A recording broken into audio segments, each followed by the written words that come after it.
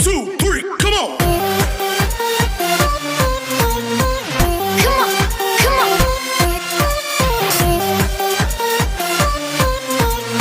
अब शुरू करते हैं रिवोल्यूशन का एक क्वेश्चन जिसके अंदर हमें पुरानी बैलेंस शीट दे रखी है, जिसके अंदर ऑलरेडी दो पार्टनर है पी एंड क्यू कि कौन से रेशो में पार्टनर है 7 और 5 में, और उन्होंने किसको एडमिट किया है एस को, कितने पार्ट के लिए 1/4 पार्ट के लिए।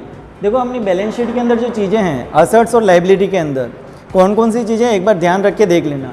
तो हमारे लाइबिलिटी साइड में बैंक ओवरड्राफ्ट दे रखा है, बैंक ओडी का मतलब होता है बैंक ओवरड्राफ्ट, यानी माइनस बैलेंस है बैंक के अंदर, हमारे पास बैंक में पॉजिटिव बैलेंस नहीं है, कौन सा है नेगेटिव बैलेंस है। उसके बाद क्रेडिटर दे रखे हैं 40,000, फिर उसके बाद देखो प्रोविज़न फॉर बैड डेब्ट्स दे रखे 2,000, कितने दे रखे हैं प्रोविज़न फॉर बैड डेब्ट्स, जबकि provision for bad debts assets में आते हैं तो क्या करते हैं डेटर में से माइनस किए जाते हैं, आपको पता होगा। अगर इधर माइनस नहीं करते हैं तो अपन क्या करते हैं लाइबिलिटी साइड लिख सकते हैं। फिर उसके बाद जनरल रिजर्व कितने के हैं 48,000 यानी 48,000 के। फिर उसके बाद एस का लोन है 80,000 रुपये का, कैपिटल दे रखी है पी और क्यू की। फिर इधर देखो कैश है अपने पास 18,000, डेटर है 1 लाख, बी आर का मतलब बिल्स रिसीवेबल कितने के 38,000। फिर उसके बाद स्टॉक दे रखा है अपने को 44,000, बिल्डिंग है 2 लाख की और लैंड है अपने पास 60,000 की। इस तरह से बैलेंस शीट की टोटल है 4,60,000। आपको कुछ एडजस्टमेंट दे रखे हैं जिनके बेस पर आपको क्या क्या बनाना है, रिवोल्यूशन अकाउंट बनाना है, पार्टनर्स कैपिटल अकाउंट बनाना है और न्यू बैलेंस शीट बनानी है। ठीक है, तो अपन क्या करेंगे 1 बाय 1 सबको लेते हुए चलेंगे कि यानी क्वेश्चन को कैसे करेंगे। ठीक है, तो सबसे पहले देखते हैं कि पी और क्यू पार्टनर है 7/5 में और एस को उन्होंने 1/4 पार्ट के लिए एडमिट किया है, इसकी कोई जनरल एंट्री नहीं होती है। ठीक है, ये समझने के लिए अब देखो क्वेश्चन ये रहा कि 1 अप्रैल 2017 को एस को उन्होंने जो शर्तों पे प्रवेश दिया है, क्या शर्तें रखी है कि पहला एस के ऋण खाते को उसका पूंजी खाता मान लिया जाए। देखो फर्म के अंदर एस का लोन अकाउंट दिख रहा है आपको और एस फर्म में एंटर हो रहा है, यानी कि फर्म में एंटर होने से पहले उसने फर्म को कभी लोन दिया था, कितने का लोन दिया था 80,000 रुपये का, यानी 80,000 का लोन दे रखा है। तो उस 80,000 के लोन को क्या मान लिया जाए उसकी कैपिटल, क्या मान लिया जाए उसकी कैपिटल मान लिया जाए। अब ये एडजस्टमेंट जब आता है तो अपन इसकी कैपिटल जब कैपिटल के अंदर एंट्री करेंगे उससे पहले पुराने पार्टनर्स हैं पहले उनकी एंट्री होगी। तो यहाँ सबसे पहले अपन बैलेंस लिखेंगे किस किस का पी और क्यू का, तो क्या लिखेंगे बाय बैलेंस बीडी पी और क्यू का, पी का कितना है 1,20,000 और क्यू का अमाउंट 1 लाख और एस का कुछ नहीं है। ठीक है, फिर उसके बाद क्या कहा है कि जो एस का लोन अकाउंट है 80,000 उसको एस की कैपिटल मान लिया जाए। तो कैपिटल अकाउंट में जब ट्रांसफ़र करेंगे तो यहाँ लिखेंगे बाय एस लोन। भाई ये पैसा कहाँ से आया एस के लोन अकाउंट से आया, कितने हज़ार 80,000 रुपये अपन क्रेडिट साइड में लिख देंगे। यहाँ तक क्लियर हो गया, यानी कि इस तरह से तीनों पार्टनर्स की कैपिटल हो गई। ठीक है, अब क्या करते हैं सवाल को आगे करने से पहले अपन देखते हैं अगर कोई बांटने वाली चीज़ है जो पार्टनर्स के कैपिटल अकाउंट में जाती है तो पहले उनको डिस्ट्रीब्यूट कर देंगे। ठीक है, तो कौन सी चीज़ें हैं देखते हैं। क्या बैंक ओडी पार्टनर्स में डिस्ट्रीब्यूट होता है, नहीं। Creditor, provision for bad debts, general reserve, तो इसका मतलब जनरल रिजर्व को डिस्ट्रीब्यूट किया जाता है। जनरल रिजर्व पे किसका राइट होता है पुराने पार्टनर्स का, यानी पुराने पार्टनर्स का अधिकार होगा। तो कितने हज़ार के हैं जनरल रिजर्व 48,000 48,000, समझ में आ रहा है। तो 48,000 के जनरल रिजर्व को डिस्ट्रीब्यूट किया जाएगा पार्टनर्स के सीधे अकाउंट्स में।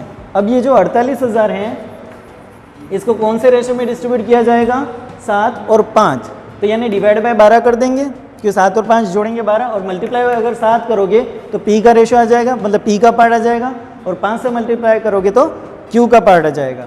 तो 12 से जब इसको डिवाइड करेंगे कितना आ जाएगा 4,000 रुपये और 4,000 इंटू 7 करेंगे तो 28,000 रुपये। तो ये किस चीज़ का पैसा था बाय जनरल रिजर्व। तो पी को कितने मिलेंगे 28,000 रुपये और क्यू को कितने मिलेंगे 20,000 रुपये।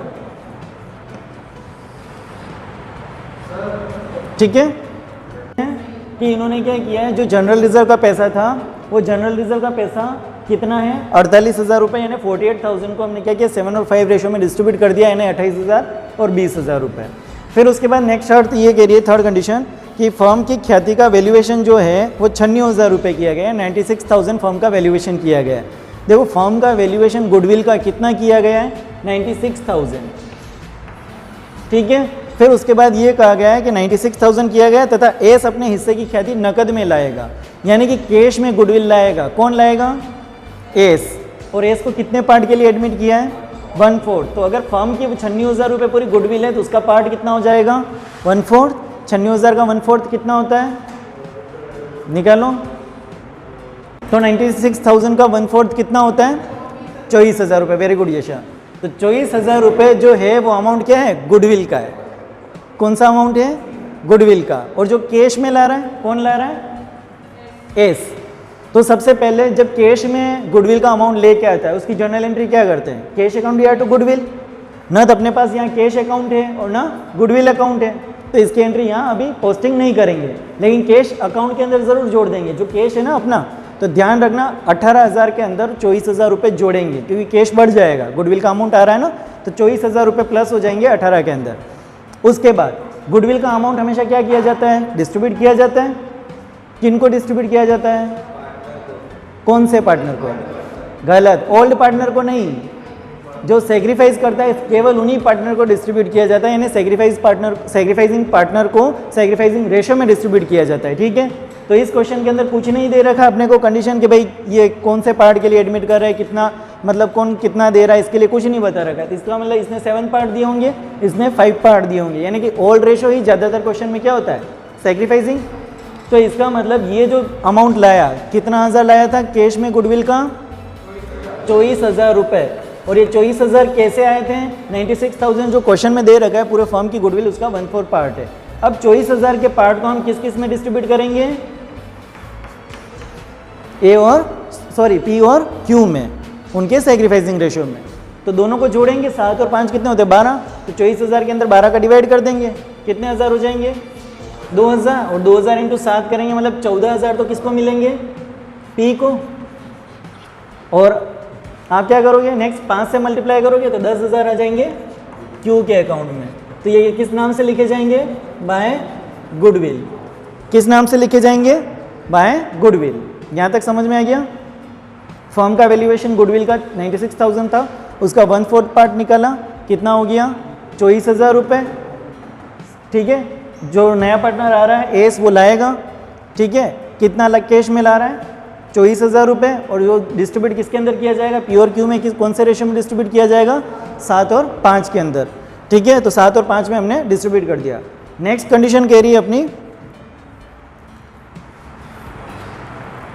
देनदारों पर 5% की दर से अप्राप्य ऋण आयोजन बनाया जाए। यानी कि ये आपको कह रहे हैं कि जो डेटर्स हैं आपके, उन पर आपको प्रोविज़न कितना % बनाना है, 5% बनाना है, ठीक है। ऑलरेडी देखो प्रोविज़न फॉर बैड डेट्स कितना है, 2,000 का तो ऑलरेडी पड़ा हुआ है, लेकिन अपने डेटर्स कितने के, 1 लाख के। 1 लाख पर 5% न्यू प्रोविज़न बनाना है।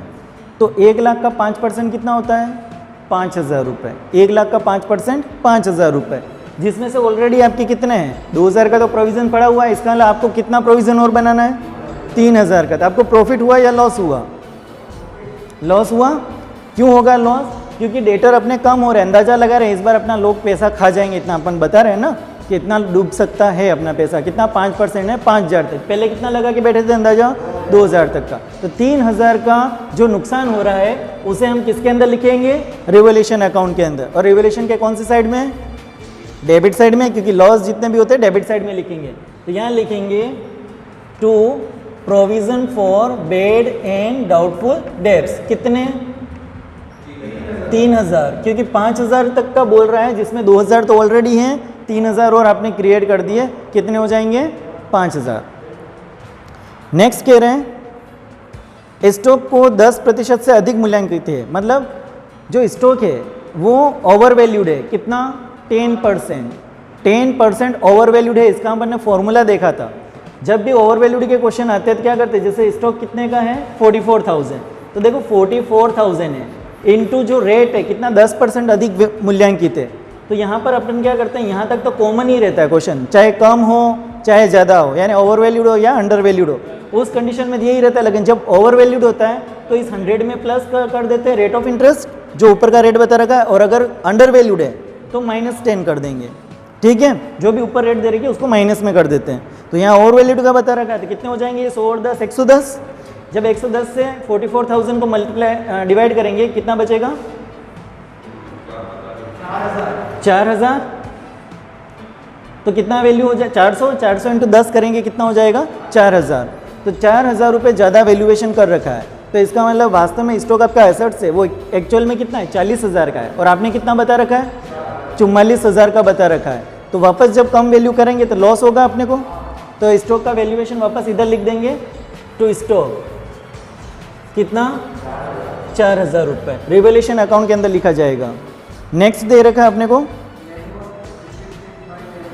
भूमि के मूल्य को 10% से बढ़ाया जाए, यानी कि जो आपकी लैंड है 60,000 की, इसको 10% बढ़ाया जाए। तो 60,000 का 10% कितना होता है? 6,000 रुपये बढ़ाना है। तो किस में लिखेंगे? रिवैल्यूएशन अकाउंट के अंदर क्रेडिट साइड में बाय लैंड अकाउंट। कितना अमाउंट? 6,000 रुपये। क्यों 6,000 करेंगे? क्योंकि 60,000 का 10% आपको बढ़ाना है। नेक्स्ट है, भवन के मूल्य में 12.5% से वृद्धि करें, यानी कि जो बिल्डिंग है इसको 12.5% बढ़ाना है। 12.5% का मतलब हो गया 25,000 रुपये, है ना? 2 लाख का 12.5% 25,000 रुपये। तो 25,000 से जब बढ़ाना है किधर लिखेंगे? क्रेडिट साइड में। किस नाम से लिखेंगे? बाय बिल्डिंग 25,000 रुपये। नेक्स्ट एडजस्टमेंट है, भवन के मूल्य हो गया, फिर पुनर्मूल्यांकन खाता आपको, यानी कि रिवैल्यूएशन अकाउंट, पार्टनर्स के कैपिटल अकाउंट और नई फर्म का चिट्ठा आपको बनाना है। ठीक है, यहाँ तक हो गया। तो सबसे पहले किसको क्लोज करेंगे? रिवैल्यूएशन अकाउंट को। तो रिवैल्यूएशन अकाउंट में देखो प्रॉफिट है या लॉस है, तो देखा जाए क्रेडिट साइड की टोटल ज़्यादा है, यानी प्रॉफिट ज़्यादा होगा। तो यहाँ कितना है? 25 और 6 31,000। तो इधर भी आना चाहिए 31,000, लेकिन यहाँ पर कितने हैं? 7,000। तो 31 में से 7,000 माइनस कर देंगे, कितने बचेंगे? 24,000 रुपये। 24,000 रुपये पार्टनर्स में डिस्ट्रीब्यूट करेंगे टू पार्टनर्स कैपिटल अकाउंट। कौन कौन से पार्टनर में? पी और क्यू में। कौन से रेशो में? 7 और 5 में। कितना हो जाएगा? वेरी गुड, 14,000 और 10,000 रुपये। तो ये समझ में आया आपको? 14 और 10 क्या है? रिवैल्यूएशन का प्रॉफिट है, जो सीधा किनके अंदर? पार्टनर्स के कैपिटल में ट्रांसफर करेंगे क्रेडिट साइड में। ठीक है, तो यहाँ लिखेंगे by revaluation account, credit side में लिखेंगे बाय रिवैल्यूएशन अकाउंट। पी के अंदर कितना लिखेंगे? 14,000 रुपये, और क्यू के अंदर 10,000 रुपये। ठीक है, यहाँ तक हो गया आपके? रिवैल्यूएशन का प्रॉफिट भी ट्रांसफर कर दिया। अब उसके बाद ये अकाउंट हो गया क्लोज। अब आते हैं पार्टनर्स कैपिटल के अंदर। किसके अंदर? पार्टनर्स कैपिटल के अंदर। देखो ओपनिंग बैलेंस लिख चुके हैं अपन, एस का कैपिटल भी लिख चुके हैं, वहाँ से बांटने वाली चीज़ जनरल रिजर्व भी लिख चुके हैं, फिर गुडविल का अमाउंट जो आया है वो भी डिस्ट्रीब्यूट कर चुके हैं, और रिवैल्यूएशन का प्रॉफिट भी हम डिस्ट्रीब्यूट कर चुके हैं। अब निकालते हैं पार्टनर्स का फाइनल बैलेंस, क्लोजिंग बैलेंस। ठीक है, तो टोटल लगाएंगे इधर। और कोई एडजस्टमेंट रहा? पहले ये देख लेते हैं क्वेश्चन में, और कोई एडजस्टमेंट रहा? नहीं। किसी को कोई डाउट कुछ पूछना है? ठीक है, अब क्या करेंगे? इनको क्लोज करेंगे। एस का कितना है? 80,000। क्यू का 1,20,000 और 20,000 1,40,000। नेक्स्ट 1,76,000। ठीक है, तो इसी तरह से इनके क्रेडिट साइड में भी टोटल यही होनी चाहिए, 80,000 रुपये, 1,40,000 रुपये और 1,76,000 रुपये। अब क्या लिखेंगे? To balance CD. ठीक है, टू बैलेंस सीडी, कोई भी बैलेंस नहीं है इधर। अब क्या लिखेंगे? 1,76,000 रुपये, 1,40,000 रुपये और 80,000 रुपये। ठीक है, अब बनाते हैं बैलेंस शीट। ठीक है, चलो बैलेंस शीट में सबसे पहले देखो कैश दिख रहा है, तो अपन लिखेंगे यहाँ कैश। कैश देखो पहले कितना था? 18,000। क्या फर्म के अंदर पैसा आया? आया। किस नाम से आया था? गुडविल के नाम से आया था। पता है गुडविल का कितना पैसा आया था? 24,000 रुपये आए थे। तो 18 और 24 कितने हो गए? 42,000। 42,000। अब देखो क्या क्वेश्चन के अंदर कहीं ऐसा बताया कि पैसा विड्रॉ किया किसी पार्टनर ने, तो इसका मतलब पैसा फर्म से गया नहीं है, तो आपके 42,000 फाइनल बैलेंस रहेगा। तो ये कैश में कितना हो गया, 42,000 रुपये, ठीक है। उसके बाद देखो डेटर कितने के, 1 लाख के।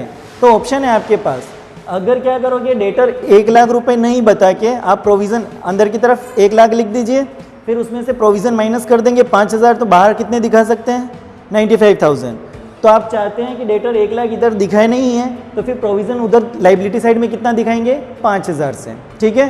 तो कौन सा ऑप्शन पसंद करेंगे, सीधा 1 लाख लिख देते हैं। तो यहाँ लिख देंगे डेटर 1 लाख रुपए।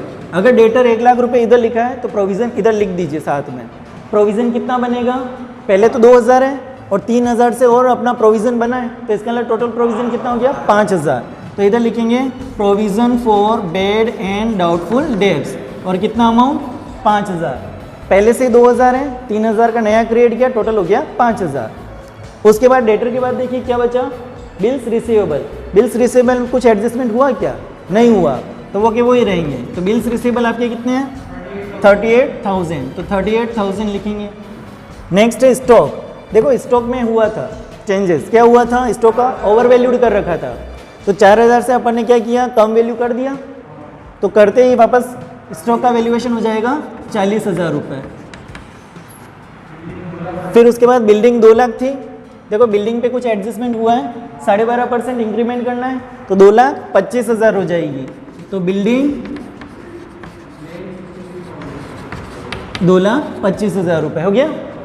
फिर उसके बाद लैंड है आपके 60,000 और इंक्रीमेंट हुआ है 6,000 से, वृद्धि की जाए तो 6,000 से बढ़ाते ही 66,000,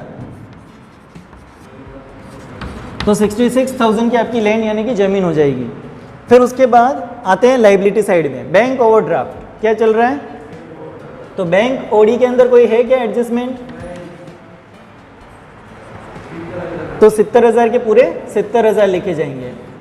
नेक्स्ट देखो क्रेडिटर कितने के, 40,000 के। कोई एडजस्टमेंट है क्या क्रेडिटर में, कैसे पता करेंगे एडजस्टमेंट, या आप रिवोल्यूशन देख लो, नहीं है तो क्या लिखेंगे, क्रेडिटर 40,000 रुपये।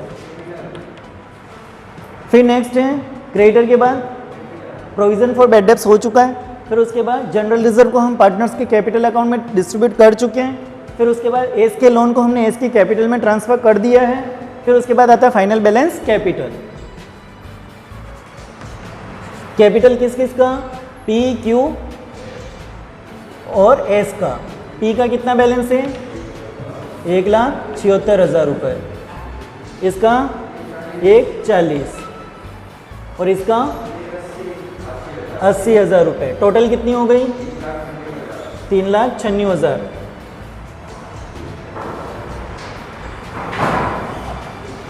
और बैलेंस शीट की टोटल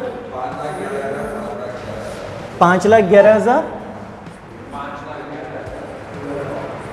और 5,11,000।